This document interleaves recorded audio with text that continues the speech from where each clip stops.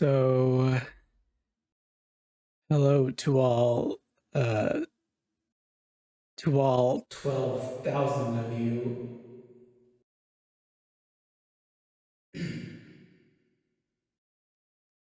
I just thought you might like a little video about how I made that one thing that you really liked. I mean, there isn't really much to show because it's just like an animatic, but I like seeing behind the scenes stuff about pretty much anything, so hopefully someone else will too, I guess. So, yeah, here it is. Okay, first of all, I'm kind of amazed that the video got up to 2.5 million views. I still can barely conceive of how big of a number that is, especially for a channel like mine, which barely scratches 100 views per video, usually. So thanks for that. I'm definitely going to keep making things for this channel, so stay tuned. But as for making the video, basically, it all started when I made these 2 Digital Circus comics that got tons of attention. Not only did they end up becoming the most popular thing I've ever posted, but they even got dubbed, which I didn't even think was a thing that could just happen to people. So obviously I had to make some more, so I started to write down a document of every idea that I had. Some of the first ones were related to each of the characters' rooms, since we didn't know anything about their rooms yet, which meant I could make up whatever I wanted. The only other room idea I've actually finished so far is Ragatha's room, which I later renamed the Centipede. It's where she and Pomni find the centipede that Jax put in there. I'll link that one in the description if you want to read it. Some of the unfinished ideas are Zubal's room and Jax's room, but I'll keep those a secret for now. But yeah, as for Kinger's room, I planned it from the beginning to have no dialogue, since it would just involve him going out at night while everyone else is sleeping or doing something else. That would obviously make it kind of pointless to give it to the comic dubbing guy, so I just kept it as text for a while I was figuring out what to do with it. But then I ended up making the Pomni learns to be an assassin animation after that Glitch X livestream, and that kind of put me in the mindset for turning it into an animatic instead of just a plain old comic. It would definitely be like a perfect length and level of complexity for me to start off practicing animation with. So after I had the idea, it all started like formulating perfectly in my mind. So I, of course, had to actually go through with it. Apparently I started the file on December 11th of 2023, so it took around like 3 months to make. But of course that's a lot of on and off work since I'm not the most like diligent worker when it comes to my own projects. But yeah, I did all of the animating in Krita. And then once I was done with that, I added all of the audio using DaVinci Resolve.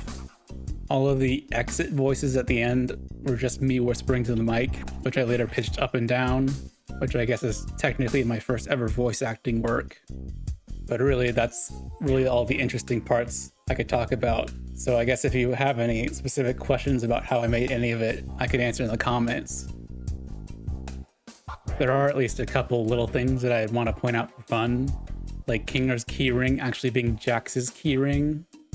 Also, whenever I draw big massive Zubal's parts, I want to slip in little references to other things.